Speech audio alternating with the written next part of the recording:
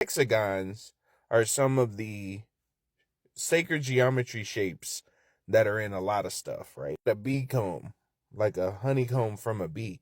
You'll see their hive is like this, right? Bees don't fly. They use electromagneticity in order to levitate.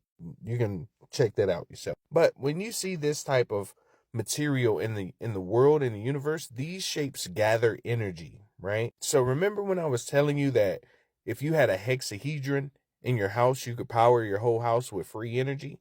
So imagine a Tesla coil, except this would be on top. So this shape would generate even more energy, right? So imagine having this sit in your house, and this will be like an electrical generator for your entire house. Imagine never needing to plug in anything, right? So this shape in general, like I said, is one of the sacred geometry shapes. For some of y'all who don't know what sacred geometry is, sacred geometry are shapes that are basically energy gathering. They have essence in the creation of things. So you might see some kind of shape, like you see how you see the triangle right here. They have a shape of a triangle, square, circle, rectangle, or some kind of prism. These sacred geometry shapes are used in a lot of future technology. So a lot of shapes and a lot of new technology that's going to be coming out will be using a lot of sacred geometry shapes. So these are super important. Look, y'all recognize that fish, right? These are sacred geometry shapes that are like sacred solids, right? These are like essences of the universe, right? These are like our elements, right? These are the 5 elements. Ether is the last element. You can include light and darkness in there too, if you wanted to. But each one is related to stuff that's going on around, like I said, the torus field, Fibonacci sequence, sunflowers, the universe, Metatron's cube, your torus field. All these have sacred geometry shapes, right? So you have something related to one of these shapes in your body. Everybody has a sacred geometry shape and a frequency attached to their body. So if I was 99.1 and you were 99.2, that point difference gives me a different refraction in my energy to reflect into the universe. But although you have all of these in your body, some of you have some that are stronger than the other ones, right? You see, these are your elements, right?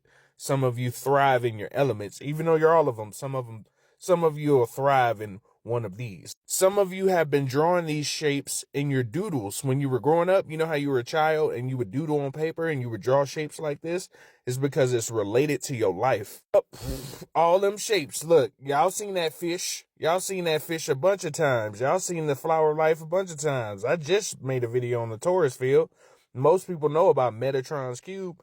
They all have sacred geometry and the Fibonacci sequence too. Sacred geometry are the shapes of the universe. Sacred geometry right here, right? This is the eye of the Sahara. And, you know, what does that look like? Sacred geometry right here in your torus field.